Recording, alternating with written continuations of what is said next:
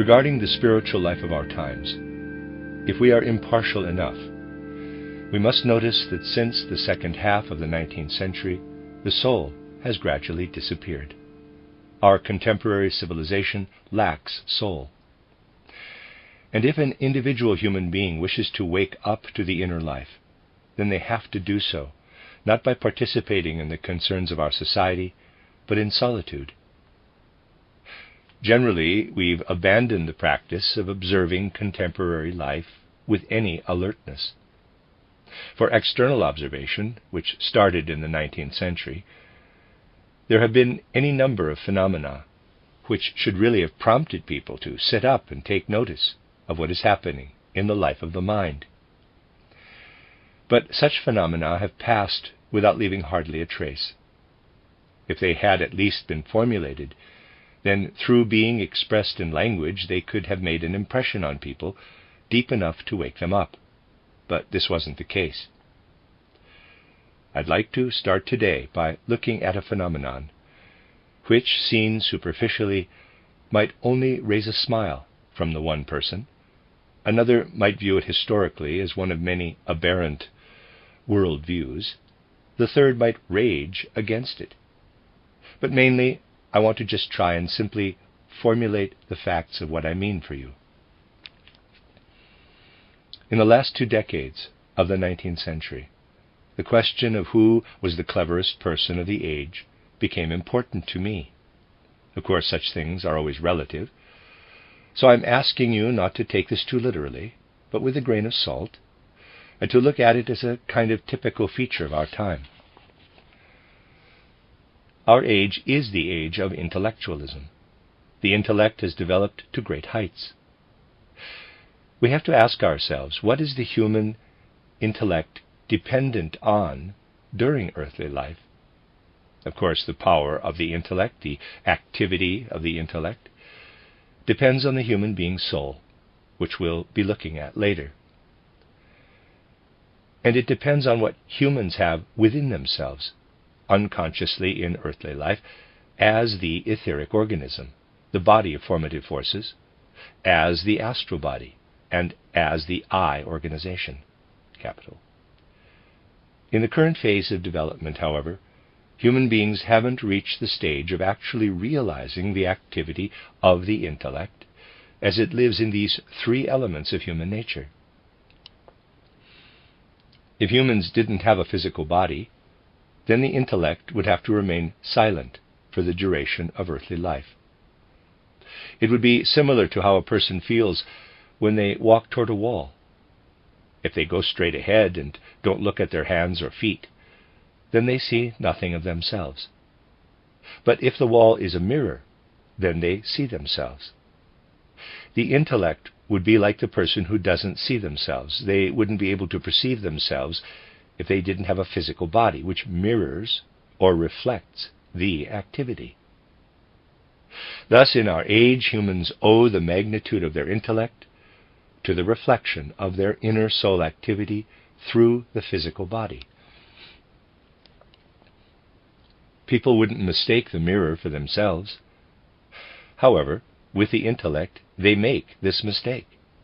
People mistake what is only in the physical sphere a reflection of the intellect for the intellect itself. They devote themselves to the mirror image, but then the mirror image rules over them. In a way, people abandon themselves with their intellect completely to the physical body. If human beings managed to surrender their intellect completely to the physical body, then it would become almost perfect. But if we let our inner life hold sway, then we stumble into all kinds of feelings and desires, prejudices, sympathies and antipathies, and bring them into the intellect. We make it imperfect. If, however, we become completely dry, sober, and cold, or if, as Hemmerling depicts in the title Homunculus, we unite the male soullessness of the billionaire with the female soullessness of the mermaid, then we would be able to think in accordance with the physical body. Then it would just about be possible to develop the intellect to the level of perfection attainable in the current age. Then we'd learn to think in such a way that only the intellect would be active in us, as if it were an automaton, and could develop itself to a high degree of perfection. This is what I said to myself in the last 2 decades of the 19th century, and I asked myself, who is the cleverest person in modern civilization, in the sense that they have perfected their intellect to this relatively high level? Now probably you're going to laugh, but I really couldn't think of anyone else as the cleverest person in our current civilization than Edward von Hartmann, the philosopher of the unconscious. This is definitely not some audacious paradox of mine, but something that revealed itself to me as I studied the last decades of the 19th century with a certain soulfulness.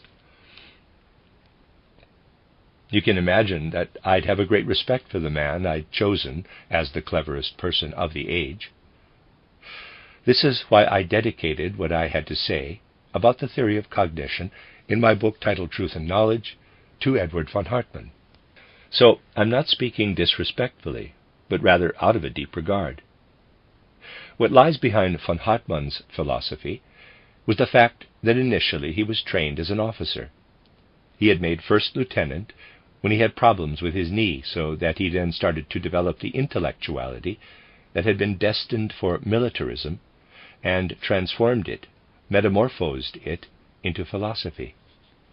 It's interesting that out of these beginnings there developed what I can only formulate as Edward von Hartmann being the cleverest person in the 19th century.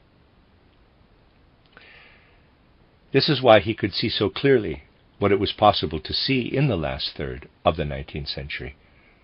He understood human consciousness insofar as it was earth-bound or tied to the physical body. Being intelligent, he didn't deny the spirit, but he relegated it to the sphere of the unconscious, which, not having a body, not being closely bound to, but always beyond the physical, and being therefore spiritual, can only be unconscious. You can only be conscious, so said von Hartmann, in the body.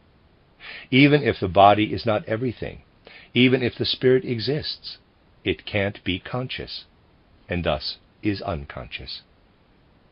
Hartmann continues, when human beings go through the gates of death, they shouldn't expect that they can then achieve a different consciousness, for beyond earthly consciousness is only the unconscious. The human being then enters the sphere of the unconscious. Unconscious spirit is everywhere where there is no human consciousness. Edward von Hartmann's philosophy is a spiritual philosophy, but of the unconscious spirit. Consciousness only exists in the human body, even though spirit is everywhere. But it's a spirit that knows nothing of the world or of itself, an unconscious spirit. Isn't it absolutely clear that this unconscious spirit can never penetrate anything outside itself, except through the physical human body? This is clear from the start. But this tells us something very important. It tells us that this intellect that allows itself such judgment about the unconscious knows no love. I'm not saying that von Hartmann knew no love, but that his intellect, which was why he distinguished himself, knew no love. A loveless intellect cannot build any bridges. Therefore it is confined to itself and can't gain consciousness. It stays in the sphere of the unconscious.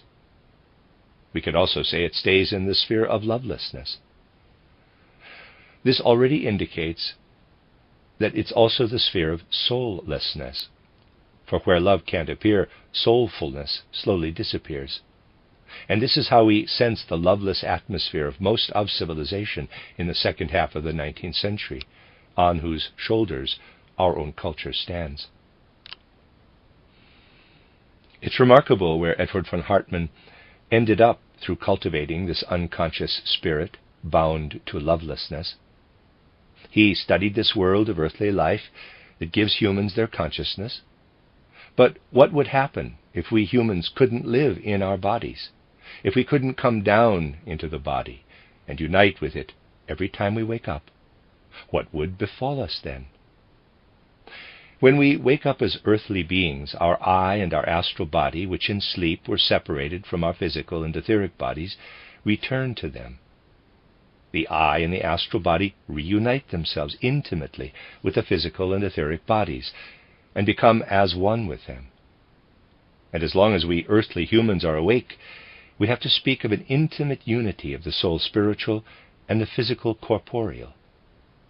However, if you separate the soul spiritual from the physical corporeal, as does Edward von Hartmann intellectually, then you would have the following reality.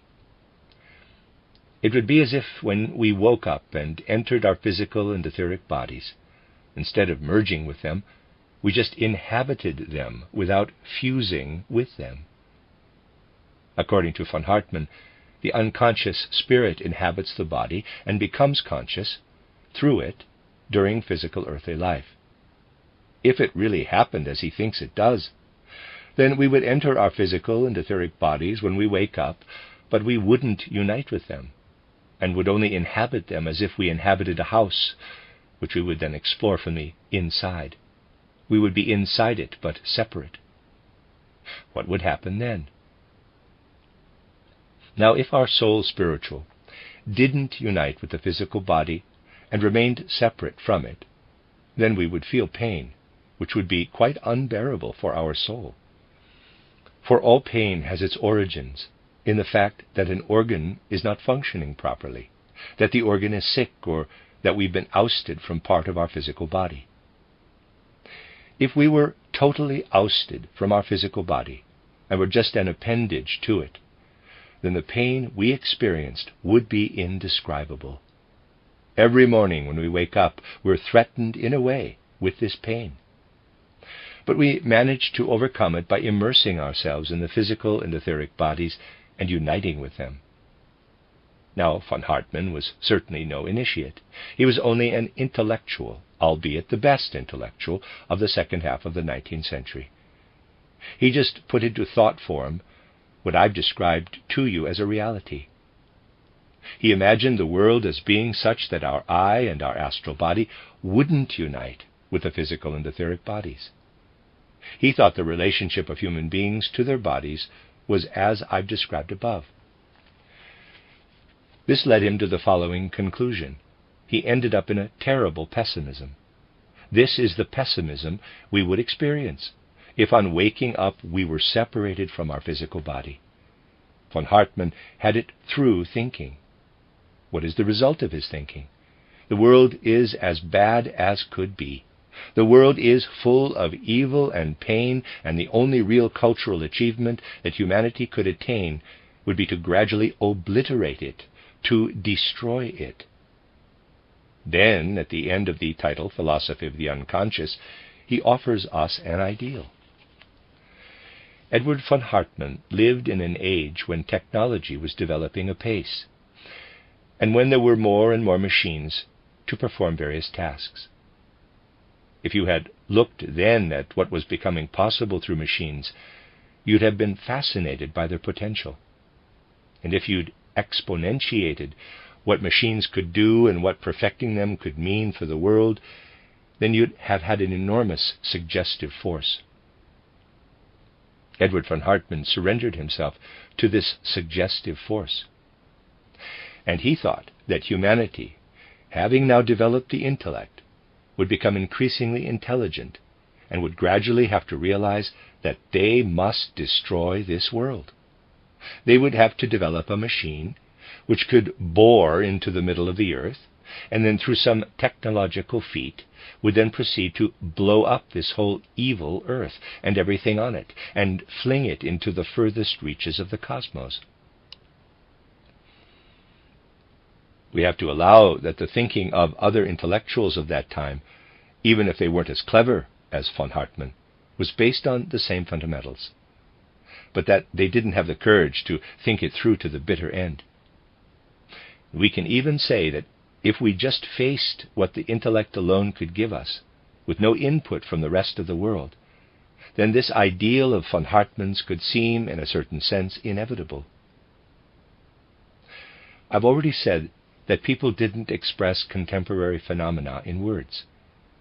But we should try to get a real understanding of title, The Philosophy of the Unconscious, which put this proposal to humanity in 1869. Edward von Hartmann was really much cleverer than the rest, because after putting this ideal before humanity, he actually did something which I've often spoken about. In the same book where he puts this ideal before us, he speaks of the spirit, even if it is the unconscious spirit. But still, it is spirit. This was a terrible sin, because science had come as far as having banned spirit from its discourse, even in that harmless form of remaining completely unconscious. Thus, other clever people regarded the philosophy of the unconscious, which had made quite a name for itself in the literary world, as dilettantish. So, Edward von Hartmann played a trick on them, a rebuttal of the philosophy of the unconscious by an unknown author was published, which thoroughly disproved this spirit philosophy. The title of the book was, The Unconscious from the Perspective of Physiology and Evolutionary Theory. This anonymous text copied the spirit, I should really say unspirit, of those other intellectuals so well that the most distinguished scientific minds of that time, Oskar Schmidt, Ernst Haeckel, and many others, wrote reviews full of praise about it and said, quote, "At last someone has polished off this dilettante, Edward von Hartmann. What a pity we don't know who this anonymous person is. If they revealed themselves to us, we'd accept them as one of our own." Close quote. Of course, after they'd all given the book lots of publicity, it promptly sold out and had to be reissued. Thus titled The Unconscious from the Perspective of Physiology and Evolutionary Theory by von Hartmann appeared in a second edition. So, you see through this, von Hartmann proved how clever he was, because he could be clever in his own right, and then he could outdo the opposition in their own field. Yesterday I said that psychoanalysis is dilettantism squared. So as soul characteristics always potentiate themselves, today I should say that Edward von Hartmann's intellect was cleverness squared, cleverness multiplied by itself. We shouldn't sleepwalk past such a phenomenon of our age as we normally do. We should name it and hold it up before our souls. Then we'd really see the absurdity of our times. Why was Edward von Hartmann so clever? He was so clever because he really looked at all the notable events of his time with eagle eyes. He was, in a way, the natural scientist of philosophy. That's almost as if you would say the pastry of the soup, but still you could say the natural scientist of philosophy. Now, if we want to avoid falling into these traps, then we have to look carefully where we step by examining such phenomena empirically. If we want to find our way out of the confusion of our times, then we have to look at what human beings really carry in their soul. If we move from the physical human being gradually over to the spiritual, to the soul level, then, as we saw yesterday, we come first to the etheric body, or body of formative forces. As a child of his times, von Hartmann knew nothing of such an etheric body. He didn't go from looking at external physical nature up to the level next to the physical, to the etheric body or body of formative forces. We know that when a person goes to sleep, their eye and their astral body separate from the physical body and the etheric body.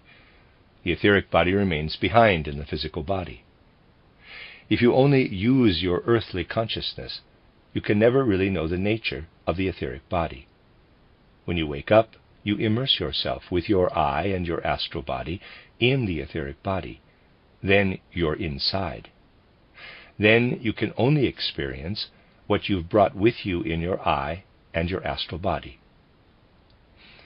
A being with a much more developed organization would have to come down into the etheric body while you're asleep, while the eye and the astral body are outside.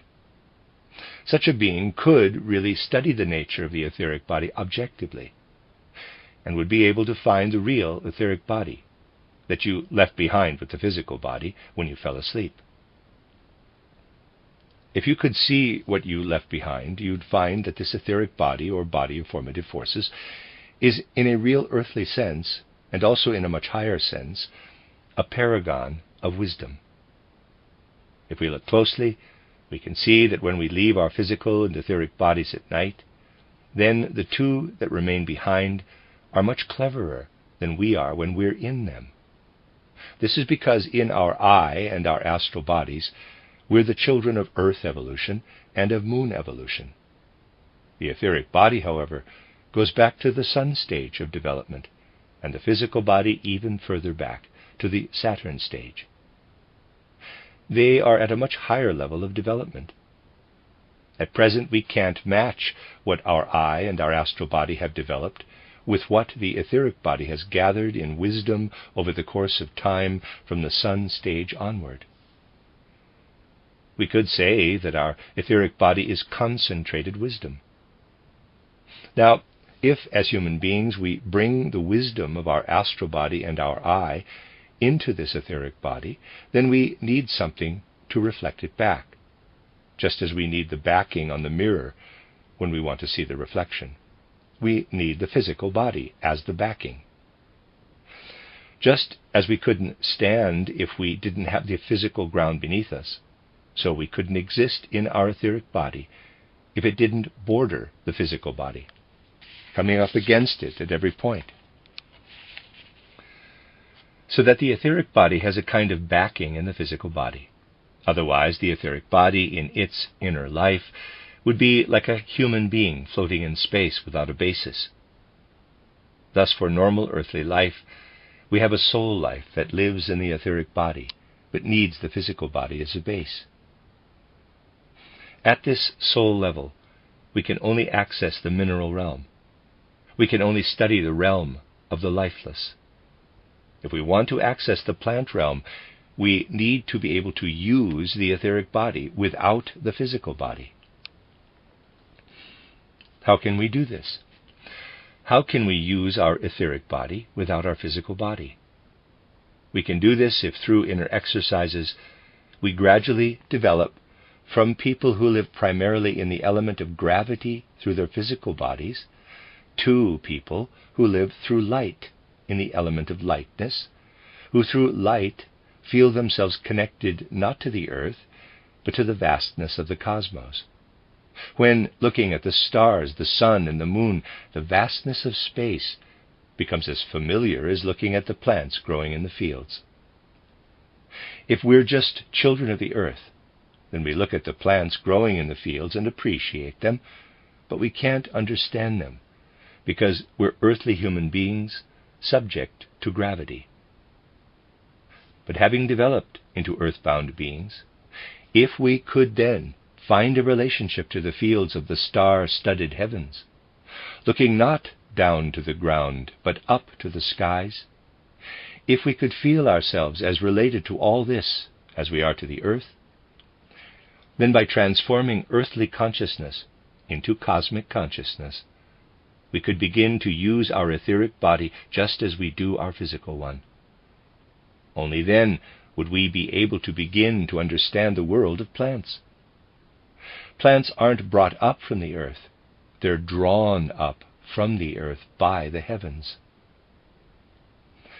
Goethe was filled with a longing for this as he was developing his metamorphosis of plants.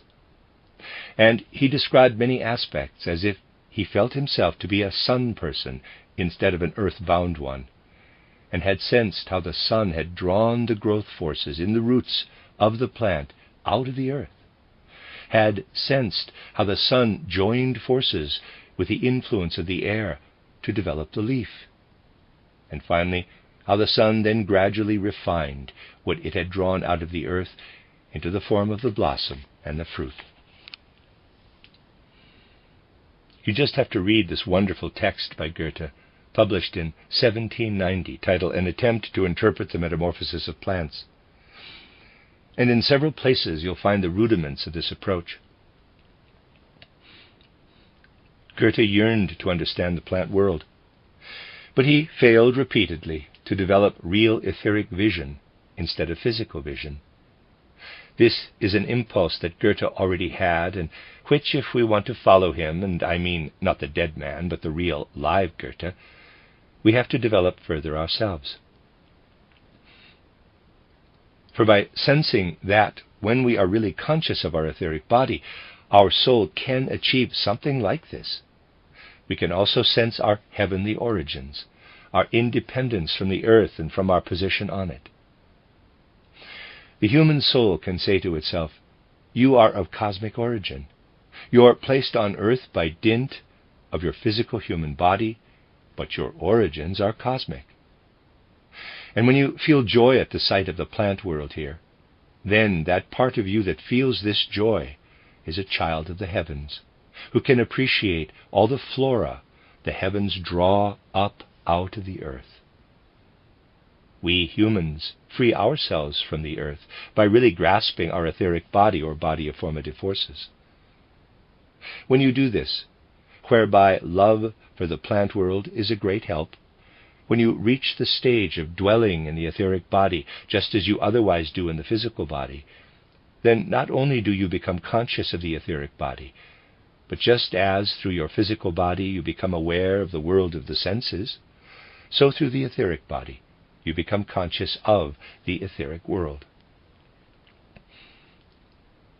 What do we sense when through our etheric body we look into the ether world, just as through our physical body we look into the physical world? What do we see there? We see what for physical reality is the past out of which this physical world has developed. We see in spirit the images of what once existed, so that the present could evolve from it. Therefore, in ancient times, the first initiation given to human beings was the initiation of the cosmos. In humanity's oldest schools, they worked toward the initiation of the cosmos. The teachers of the first mysteries initiated people into this reading in the ether of the cosmos, which we could also call reading in chaos, or reading in the Akasha Chronicle, reading what has passed and has created the present. So, basically, the first stage of initiation that humanity attained in their earthly existence was this cosmic initiation. We can then reach a second stage as follows. When we wake up, we let the astral body and the I sink down into the physical and etheric bodies. We ensoul the etheric and the physical bodies and unite ourselves with them. However, we can only capture as much of the endless wisdom of the etheric body as we bring to it, but it animates us continually. If we have a good idea, then it's the etheric body with its intimate connection to the cosmic ether which has stimulated this idea.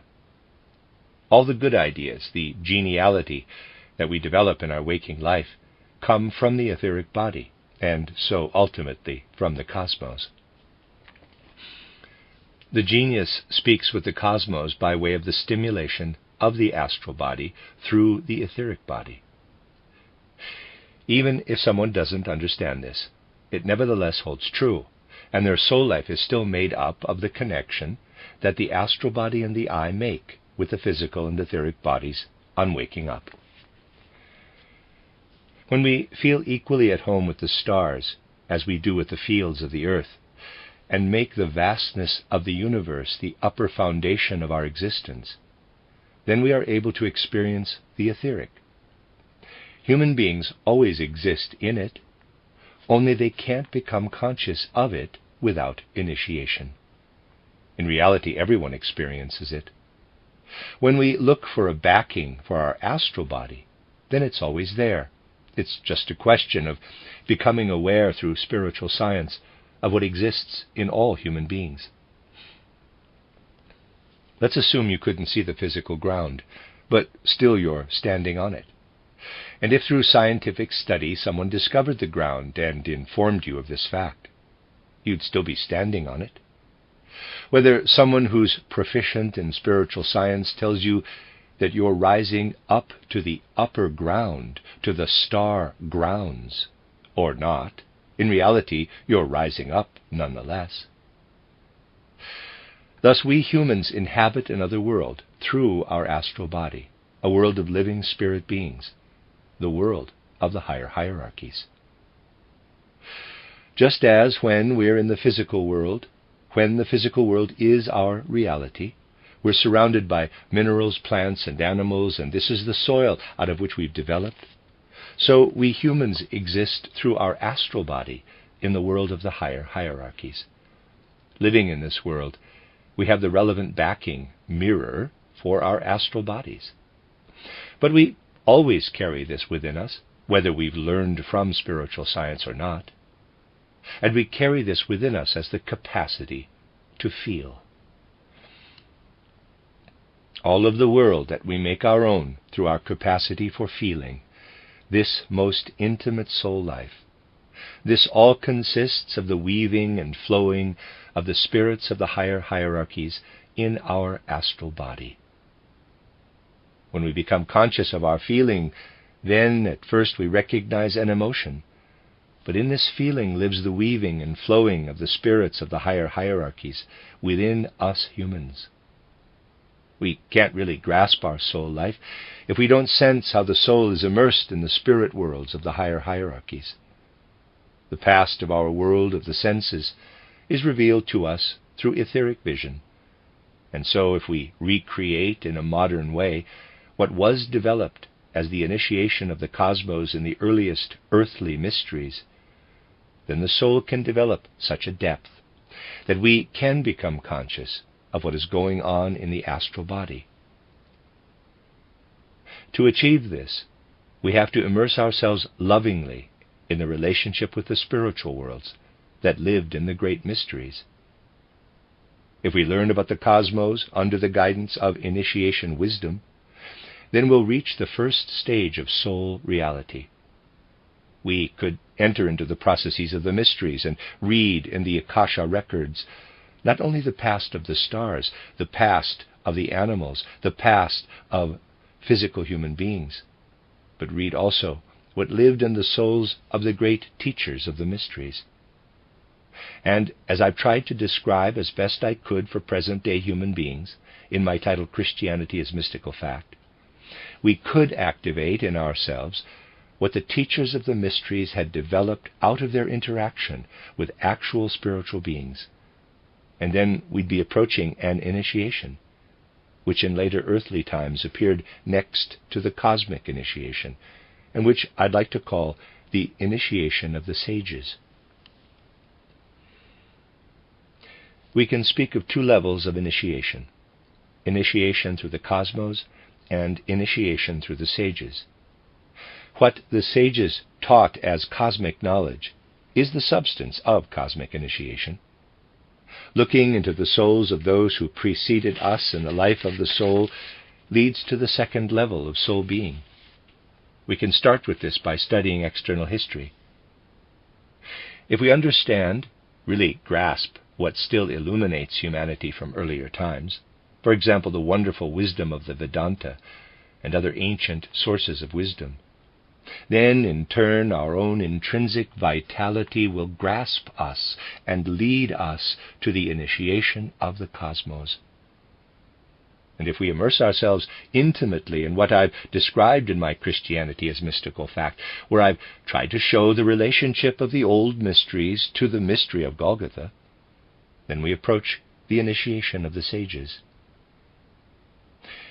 In the present age, we have to look honestly into our own inner being, and without partiality, really get to know our own spirit, which lights up our soul from the inside. I'll speak more about this as the third level of initiation next time. This is the initiation of self-knowledge. When today spiritual science speaks of the soul, then it has to speak from the perspective of these three levels of initiation: initiation through the cosmos, initiation through the sages, and initiation through self-knowledge. This leads us through the various spheres of soul life. But it's not possible to take even the first steps on this path without love. And I have to say that the intellect of our times which is developed to the highest degree, completely forgets love, loses love. Because of this, something specific happens. Only by being ready to listen to the genius of our times can we respond with love to what we describe as the physical body, the etheric body, the astral body, and the I. But are contemporary human beings capable of taking seriously what we mean by the genius of the age, as seriously as is its due? Isn't it just an empty abstract phrase for most people? Just think how far most people are from an understanding of the real living spirit that works and lives and weaves in our time, the genius of the age, the zeitgeist. Even though human beings deny the spirit, they are nevertheless not rid of it.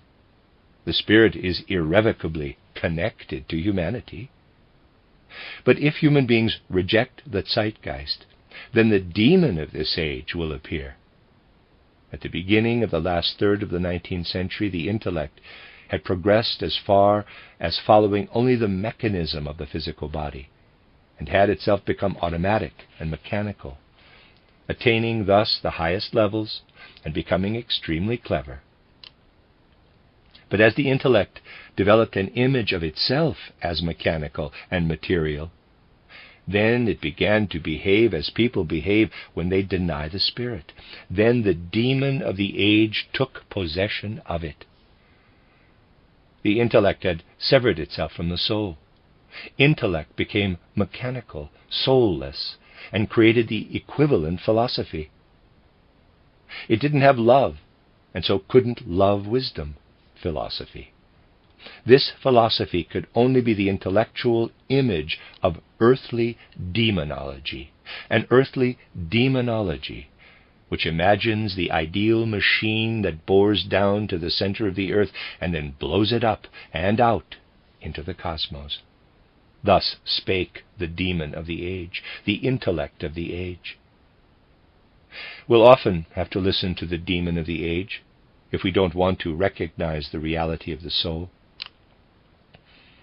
Then the soul appears to the intellect as it would appear to human beings, if on waking up and immersing ourselves in our physical and etheric bodies, instead of uniting with them, we remained separate from them.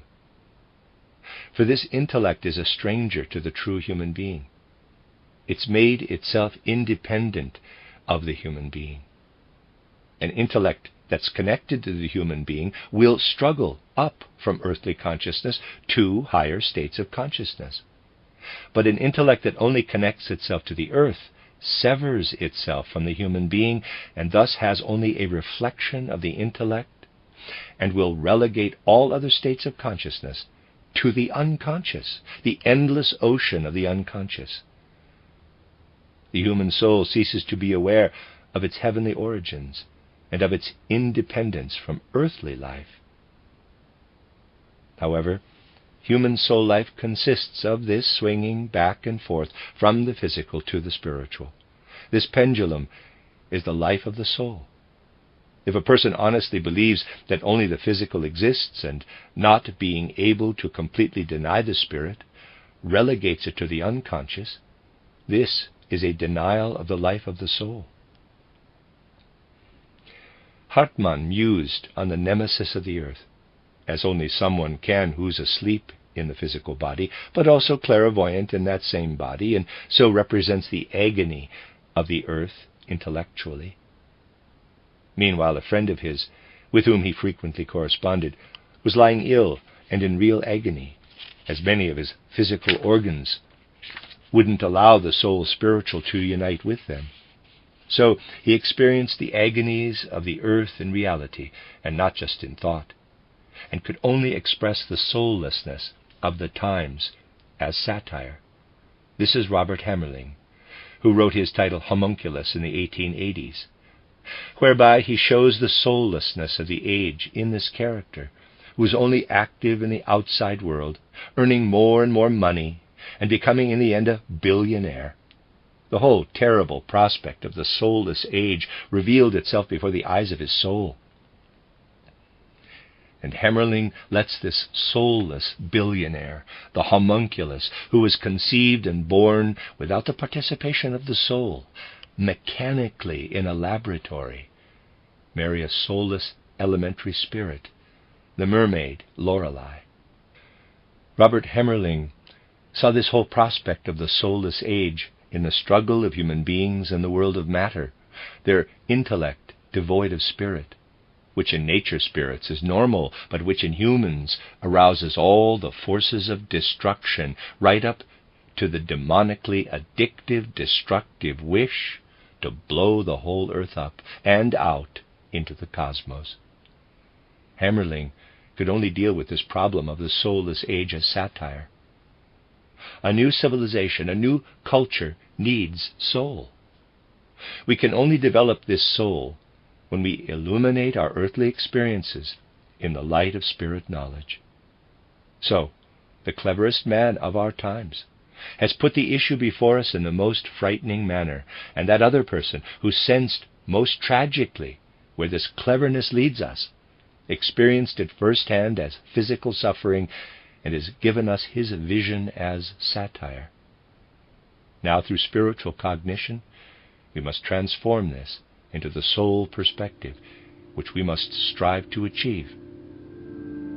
Yesterday we talked about the physical perspective, today about the soul perspective, and tomorrow we'll talk about the spiritual perspective.